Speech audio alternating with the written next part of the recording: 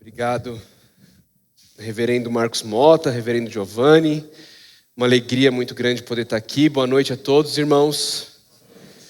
Muito bom poder estar com vocês, poder refletir um pouco sobre a igreja e sobre a missão da igreja e sobre como Deus nos chama a vivermos essa missão. Quero te convidar a abrir a sua Bíblia comigo na carta de Paulo aos Romanos. Nós vamos estudar nessa noite Romanos 12, dos versos 1 a 8. Romanos 12, de 1 a 8.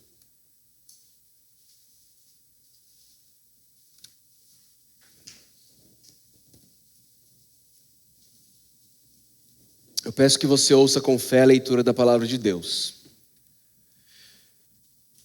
Portanto, irmãos, rogo-lhes pelas misericórdias de Deus, que se ofereçam em sacrifício vivo, santo e agradável a Deus.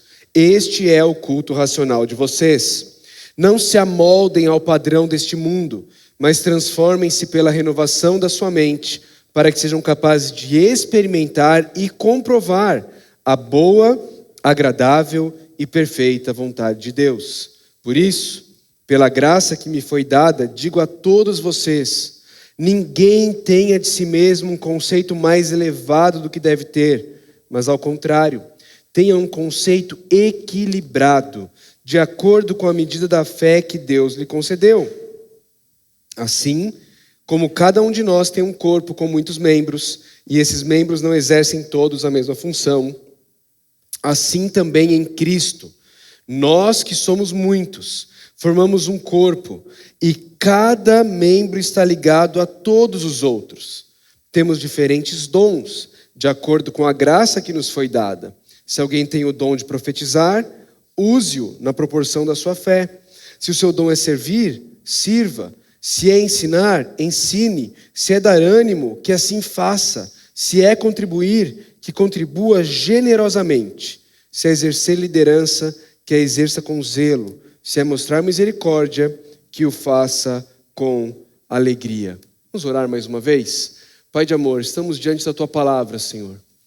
Reconhecemos que não temos em nós nada do que é necessário para que incrédulos possam crer, para que a Tua igreja seja edificada e para que o Teu nome seja glorificado, Deus. Mas também confessamos diante do Senhor que cremos que o Senhor tem tudo o que precisamos, Deus. E que Teu Espírito Santo, o autor da Tua bendita palavra, habita em nós e é capaz de produzir salvação, edificação e glória para o Teu nome através da pregação da Tua palavra. Por isso suplicamos que o Teu Espírito age de maneira poderosa nessa noite. Em nome de Cristo Jesus. Amém.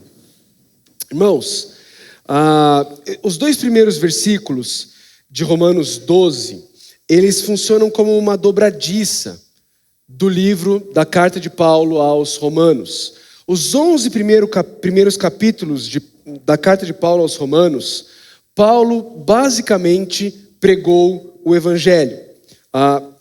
Só para você ter um pouquinho de contexto da carta de Paulo aos Romanos, Paulo nunca havia ido à igreja de Roma. Paulo nunca havia estado com os irmãos em Roma. Mas Paulo tinha o desejo de ir a Roma e de ser enviado pela igreja de Roma para a Espanha, como um missionário parceiro daquela igreja. Então ele escreve a carta à igreja de Roma com o propósito de fazer com que aquela igreja o conheça e então esteja disposta a abraçar a missão de Paulo em pregar o evangelho na Espanha.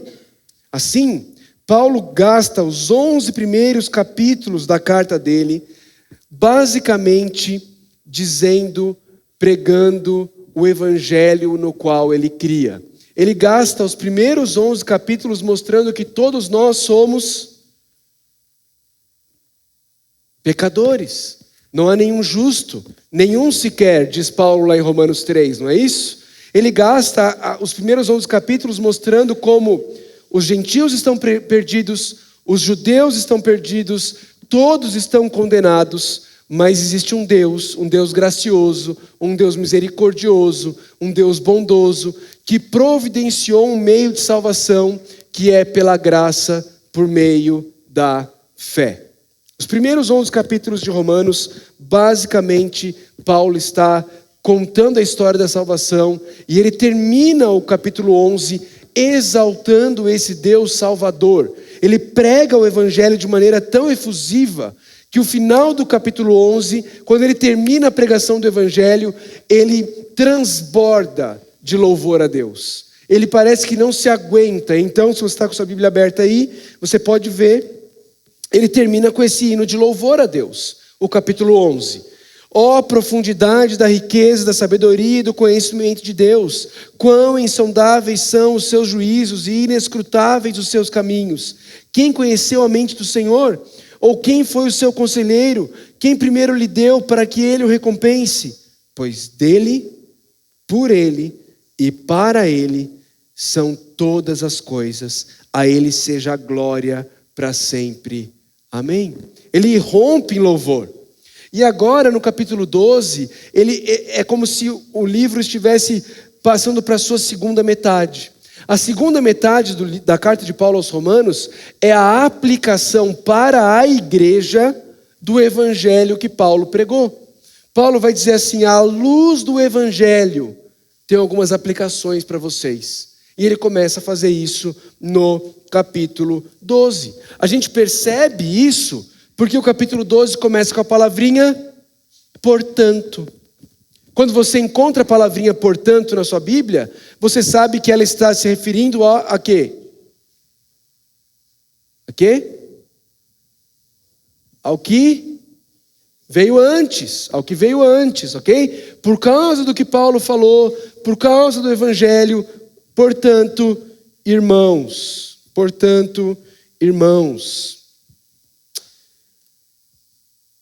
rogo-lhes pelas misericórdias de Deus. Queridos, a misericórdia de Deus, que foi amplamente apresentada por Paulo nos capítulos 1 a 11, vai ser a base daquilo que Paulo irá rogar, suplicar durante todo o capítulo 12.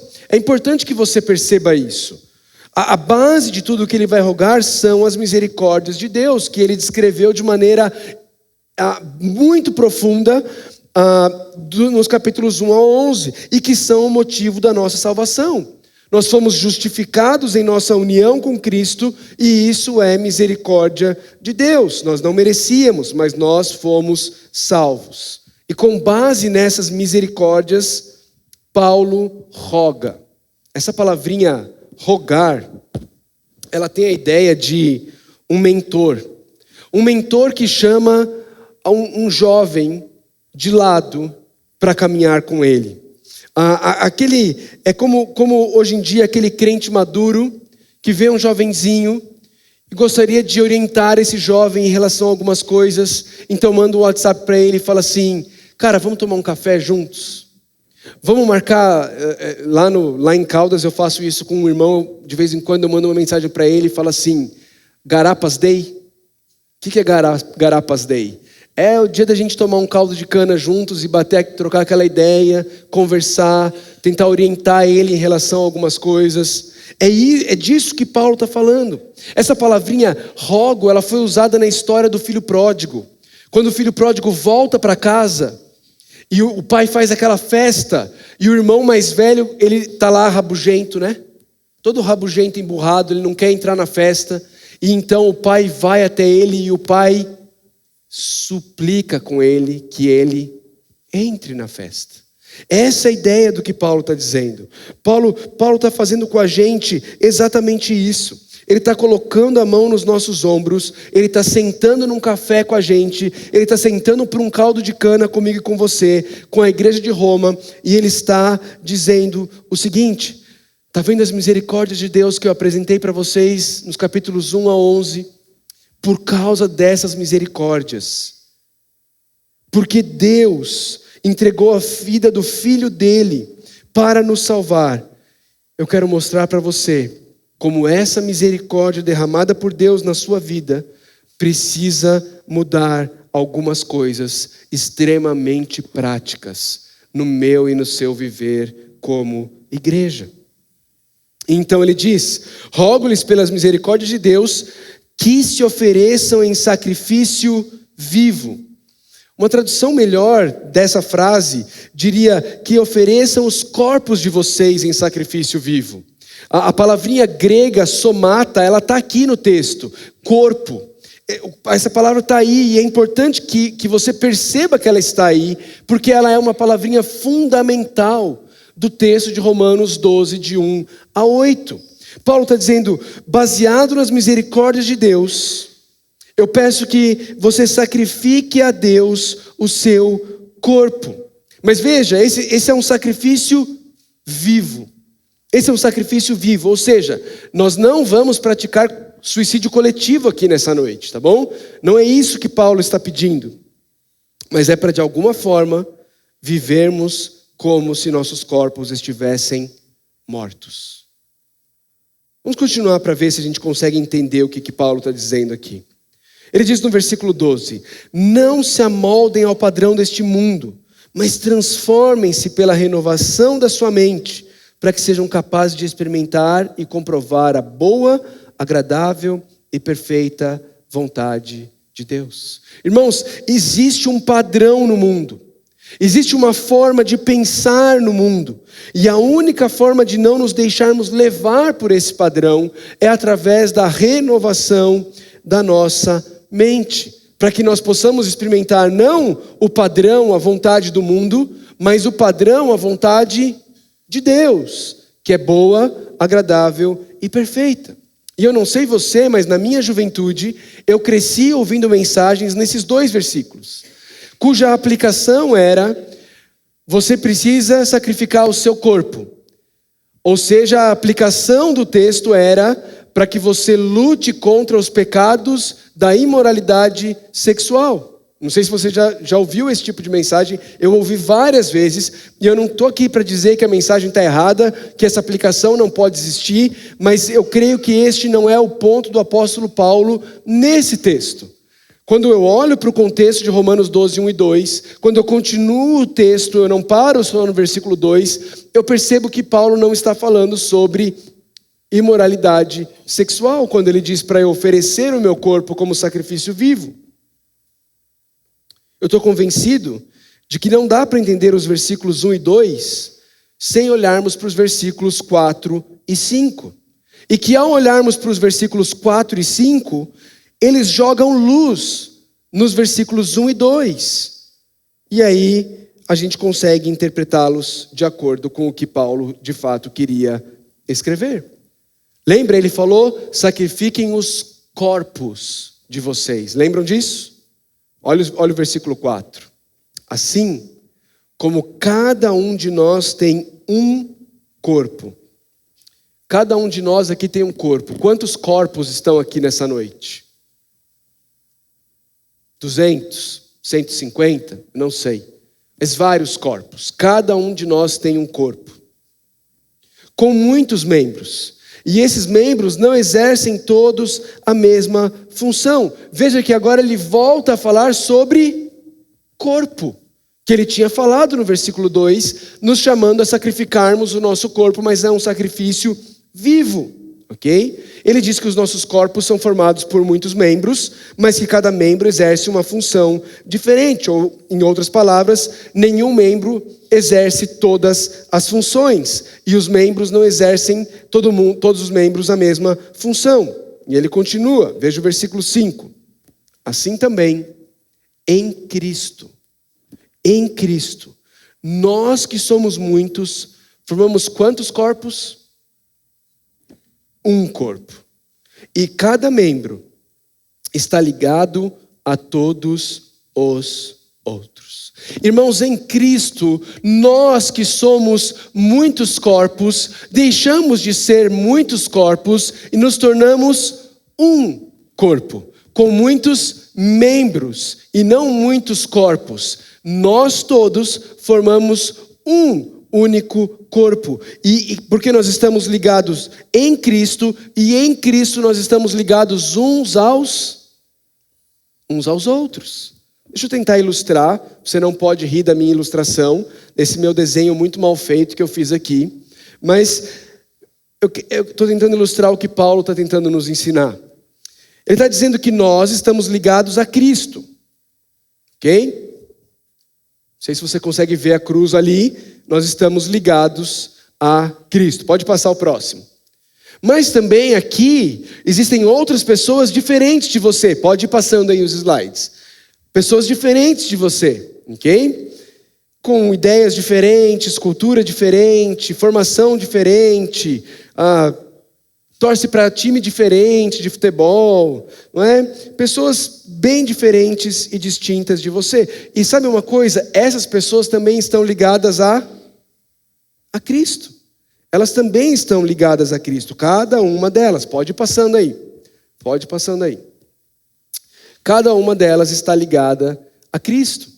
E isso significa não apenas que nós todos estamos ligados a Cristo, mas significa também que por estarmos ligados a Cristo, nós estamos também ligados uns aos outros. Uns aos outros.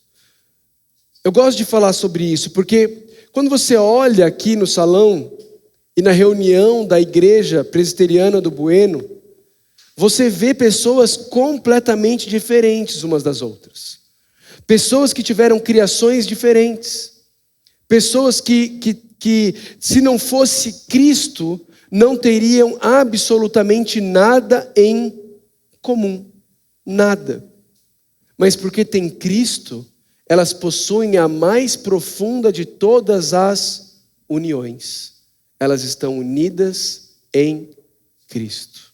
Elas fazem parte de um único corpo. Então, irmãos, o irmão pode passar aí. O que Paulo está propondo aqui, preste atenção nisso, é que por causa das misericórdias de Deus, nós fomos unidos a Cristo.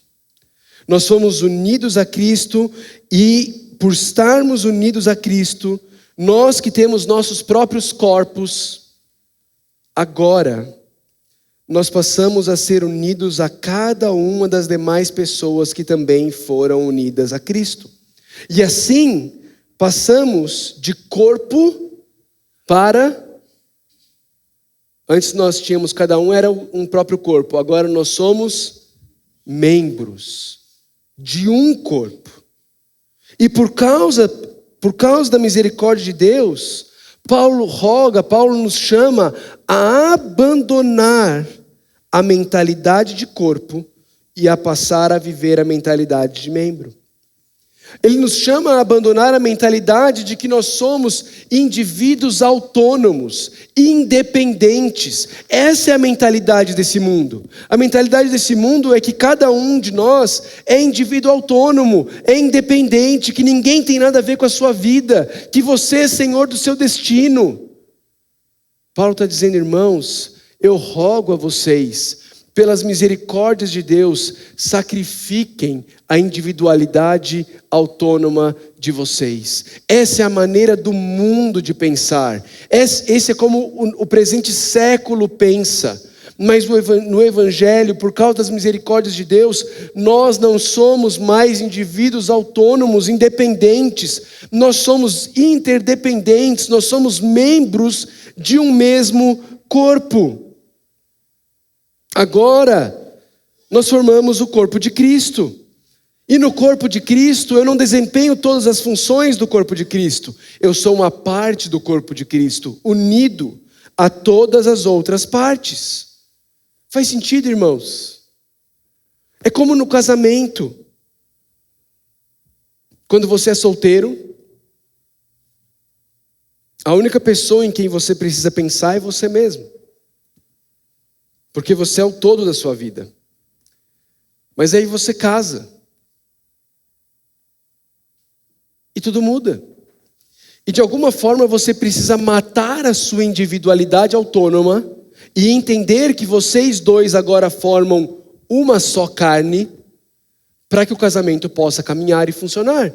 Porque se você continuar agindo como se você fosse um indivíduo autônomo, logo, você vai voltar a ser um indivíduo autônomo, não é? porque o seu casamento vai fracassar. É a mesma coisa no corpo de Cristo. Se cada um de nós vivermos como indivíduos autônomos, a igreja não caminha. Graças às misericórdias de Deus, nós fomos unidos a Cristo. E porque fomos unidos a Cristo, fomos também unidos a todos os demais que também foram unidos a Cristo. Nós somos membros de um corpo muito maior do que nós mesmos. E esse corpo é o corpo de Cristo. Amém? Irmãos, se eu fosse ser ousado o suficiente para reescrever, tentando explicar Romanos 12, 1 em diante, eu diria assim: portanto, irmãos, baseado em tudo que eu ensinei nos primeiros 11 capítulos sobre a misericórdia de Deus, eu suplico a vocês que ofereçam o individualismo de vocês como um sacrifício vivo, santo e agradável a Deus. Este é o culto racional de vocês. Não deixem a forma do mundo pensar moldar a mente de vocês, mas transformem-se pela renovação da sua mente, para que sejam capazes de experimentar e comprovar a boa, agradável e perfeita vontade de Deus. Assim como cada um de nós tem um corpo com muitos membros, esses membros não exercem todos a mesma função, assim também em Cristo nós, que somos muitos, formamos um corpo, e cada membro está ligado a todos os outros. Irmãos, essa união da qual ele fala no versículo 5, ela é uma união factual. O que eu quero dizer com isso? O que é uma união factual? Essa união uns com os outros em Cristo, ela existe, quer você perceba, quer não. Ela existe, quer você goste, quer não. Uma vez unidos em Cristo, nós automaticamente estamos unidos também com os outros que estão unidos com Cristo. Deixa eu dar um exemplo para você. Quando você era criança, você estava lá com seu irmão, vocês estavam brigando, e aí tua mãe virava para você e falava assim: ele é teu irmão. Já aconteceu isso com você? Não é? O que sua mãe estava querendo dizer? Sua mãe estava querendo dizer o seguinte: você precisa tratar ele como teu irmão. Mas o fato dele ser teu irmão não muda nunca. Ele nunca vai deixar de ser teu irmão. Mas existiam momentos no teu viver, na tua convivência com o teu irmão, que você não o tratava como um irmão.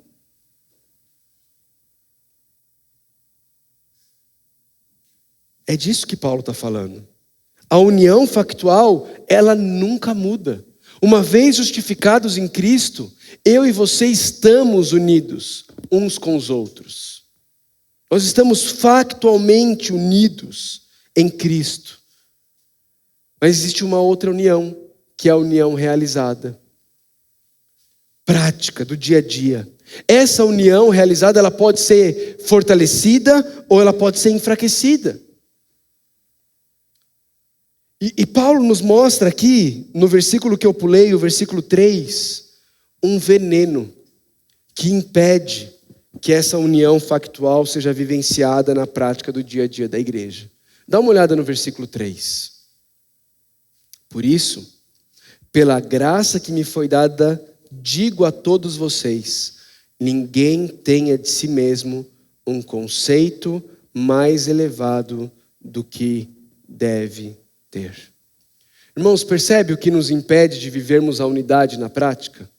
Percebe o que nos impede de sacrificar o nosso individualismo autônomo no altar de Deus? É que eu e você, naturalmente, tendemos a ter um conceito mais elevado de nós mesmos. Eu e você, naturalmente, somos levados a achar que nós não somos tão maus assim. Nós não precisamos tanto das misericórdias de Deus assim. Eu e você muitas vezes nos achamos melhores do que os outros. Nós somos mestres em nos compararmos com os outros e acharmos que somos melhores. Nós somos mestres em colocar padrões que nós colocamos para a nossa própria vida como se eles fossem regra de Deus, e que quem não segue esses padrões é um crente de categoria inferior. E assim nós nos tornamos pessoas críticas, pessoas ácidas, que estão sempre achando defeito nos outros e em tudo que os outros fazem. O ponto todo de Paulo é mostrar que nós estamos todos no mesmo nível. Qual nível? Bom, por um lado, no nível de perdidos. Paulo disse lá em Romanos 3 que não há nenhum justo, nenhum sequer. Todos se desviaram, a uma se fizeram inúteis. Não há ninguém que busque a Deus. Por outro lado, estamos todos unidos a Cristo. E nele somos parte de um corpo. E nenhum de nós está mais unido a Cristo do que o outro. Paulo está querendo deixar muito claro, irmãos, na igreja não existem castas. Na igreja não existem classes superiores e inferiores. Não existem crentes mais especiais do que outros. Nós estamos unidos em Cristo e somos todos membros do corpo de Cristo. Mas é muito comum sermos tentados a termos uma visão elevada de nós mesmos, a nos acharmos mais importantes, mais especiais. Isso é tão comum, queridos, que um pastor chamado Mark Driscoll, alguns anos atrás, escreveu um livro chamado Igreja Vintage. E nesse livro ele diz o seguinte, olha, lê aqui comigo. Ele diz assim: as pessoas orgulhosas, pode passar, irmão. Aí. As pessoas orgulhosas agem como líderes, mesmo quando não são. As pessoas orgulhosas pensam somente nelas mesmas e na sua família. As pessoas orgulhosas adoram dizer aos outros o que devem fazer. Mas quando são confrontadas com seu próprio pecado, do orgulho, recebem a correção tão bem quanto um gato recebe um banho d'água. O tipo mais especial de pessoas, ele continua, o tipo mais especial de pessoas orgulhosas fala sobre como você magoou seus sentimentos. E ficam muito tristes, às vezes até choram, para que vocês conversem sobre os sentimentos delas, em vez de conversarem sobre o orgulho. Pessoas orgulhosas são pecadoras que precisam ser chamadas ao arrependimento e não mimadas, para que acabem por dividir a igreja. Isso é muito real. Mas sabe o que é mais chocante? Alguns anos depois de ter escrito isso, o pastor Mark Driscoll teve que sair da igreja dele. E a igreja dele, com 14 mil pessoas, acabou do dia para a noite por orgulho dele. Porque ele não aceitou ser exortado. Porque ele não aceitou ser corrigido. Irmãos, o pecado engana. O pecado nos cega. E quando eu e você começamos a ter uma percepção, um conceito mais elevado de nós mesmos, nós colocamos em risco a saúde da igreja. Talvez nesse momento você esteja pensando assim, pastor, mas a gente não está numa conferência missionária? O que é que tudo isso aí tem a ver com conferência missionária? A gente está numa conferência missionária, te pediram para falar sobre o serviço no contexto da igreja local. Então por que você está falando sobre união no corpo de Cristo e orgulho? Irmãos, eu estou falando sobre isso porque uma coisa está totalmente ligada à outra. Veja para onde Paulo vai no versículo 6 de Romanos 12. Olha qual é a continuidade do pensamento de Paulo, depois de ter falado sobre sacrificarmos os nossos corpos, a nossa individualidade autônoma, por causa das misericórdias de Deus. Ele diz assim: temos diferentes dons, de acordo com a graça que nos foi dada.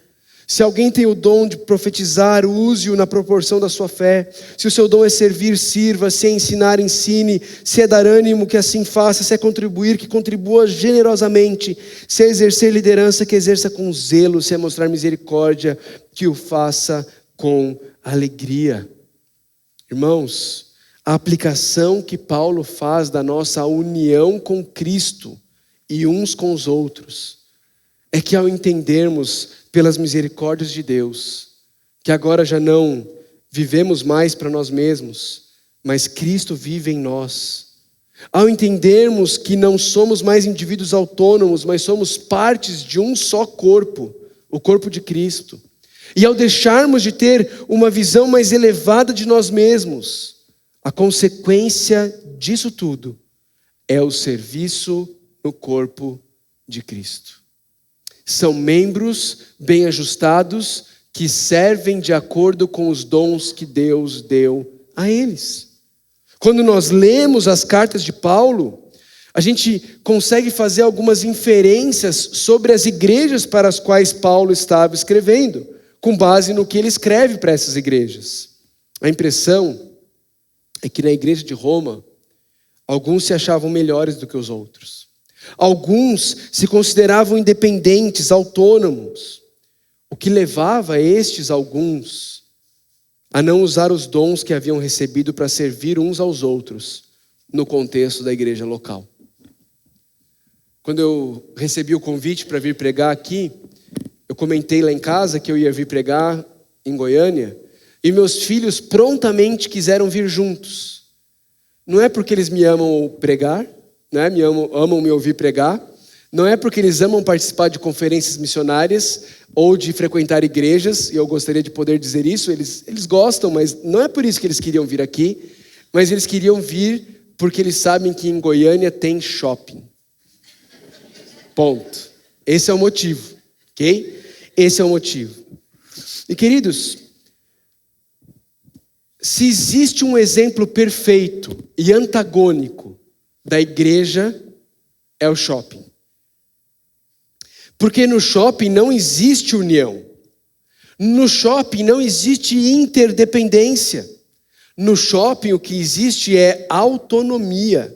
No shopping o que existe é o senso de superioridade. A menos que você seja carioca, você vai no shopping para desfilar no shopping, para que as pessoas vejam você no shopping. Não é? A menos que seja carioca, porque carioca não. Carioca mete uma Havaianas e vai para o shopping, né, daquele jeito. É o jeito carioca de ser. Mas é ali que se expressa o seu maior nível da atitude, não de crente, mas da atitude de cliente. Cliente. Ninguém vai ao shopping preocupado em receber bem as outras pessoas que estão lá. Ninguém vai ao shopping atento a como os outros estão se sentindo para poder encorajar os outros, orar pelos outros. Ninguém vai ao shopping e se dispõe a ajudar na administração do shopping, no fraudário do shopping, na comunicação visual do shopping. Será que a área de logística do shopping precisa de alguma ajuda? Não, porque ali nós somos clientes. A mentalidade de quando você vai ao shopping é a mentalidade de sermos servidos. É de consumirmos o que o shopping tem a nos oferecer. E esse é o propósito do shopping. O problema, irmãos,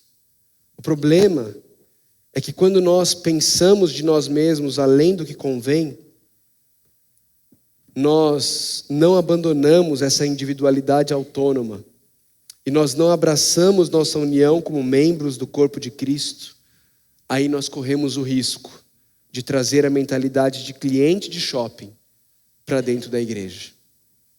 E aí, nós frequentamos, talvez até nos tornamos membros de nossas igrejas, mas porque queremos ser servidos e não porque queremos servir.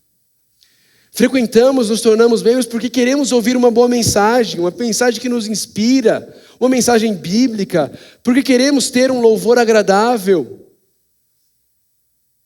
mas não porque queremos servir. E isso acaba gerando uma atitude crítica, típica de cliente e não de crente.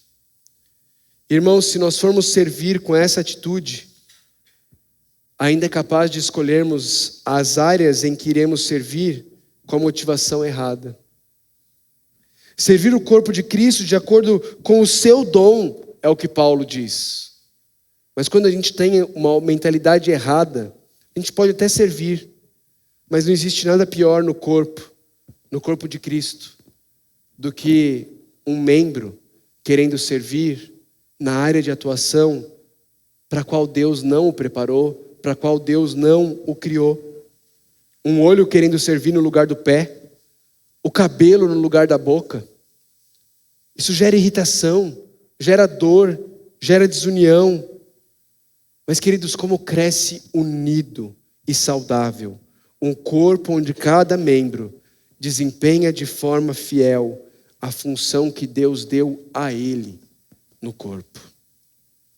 Já imaginou se a coluna quisesse um pouquinho mais de visibilidade e resolvesse vir para frente do corpo? Já imaginou se o pé decidisse participar mais das atividades e resolvesse fazer o papel de mão? E se o intestino resolvesse falar? Irmãos, aqueles que entenderam as misericórdias salvadoras de Deus, eles cumprem de forma fiel o seu papel dentro do corpo, sem invejar a função dos outros e sem negligenciar as suas próprias funções. Irmãos, eu tenho certeza que aqui na Igreja Presbiteriana do Bueno e nas igrejas das quais vocês fazem parte, existem inúmeras necessidades, existem inúmeras áreas em que os pastores e os líderes da igreja estão orando: Senhor, desperta o teu povo, desperta os membros dessa igreja para que eles arregassem as mangas, para que eles coloquem o avental. Eu vi aqui que o pessoal usa o avental, para que eles coloquem o avental e vão servir, Irmãos, o ponto de Paulo é: seja qual for o seu dom, exerça esse dom no corpo e o exerça com excelência. Não faça só para cumprir tabela. Você vai fazer parte do ministério de louvor? Nunca pense que você já sabe o suficiente do seu instrumento. Você vai ensinar, se esmere em ensinar. Não é porque você vai ensinar crianças que pode só dar uma passadinha rápida na lição no domingo à tarde ou no domingo cedo. Vai servir na área de aconselhamento. Se prepare, estude, se capacite. Irmãos, quando nós vemos a igreja inteira servindo, se esforçando para fazer com excelência aquilo que Deus nos chamou para fazer, isso fortalece a união da igreja. Portanto, irmãos, rogo-lhes pelas misericórdias de Deus. Por que servir na igreja local? Por causa das misericórdias de Deus. Irmãos, eu e você merecíamos a ira de Deus. Eu e você merecíamos o inferno eterno. Mas ao invés disso, Ele nos deu seu único filho, que veio não para ser servido, mas para servir e dar a sua vida em resgate por muitos. Quando entendemos isso, as escamas dos nossos olhos caem. Nós finalmente percebemos quem nós somos. Nós nos tocamos de quão necessitados somos, de como Jesus é tudo o que precisamos. E aí, nós largamos as sacolas de clientes e tomamos os aventais de servos. Arregaçamos as mangas. Perguntamos a Deus e aos líderes da igreja: onde eu posso servir? Como eu posso servir ao meu Senhor no corpo, na expressão local do corpo de Cristo, onde Ele me colocou? Eu sou parte desse corpo. Eu quero servir, eu quero trabalhar para a edificação do corpo do meu Jesus, que me amou a tal ponto de se sacrificar, e de sacrificar literalmente o corpo dele, por amor de mim.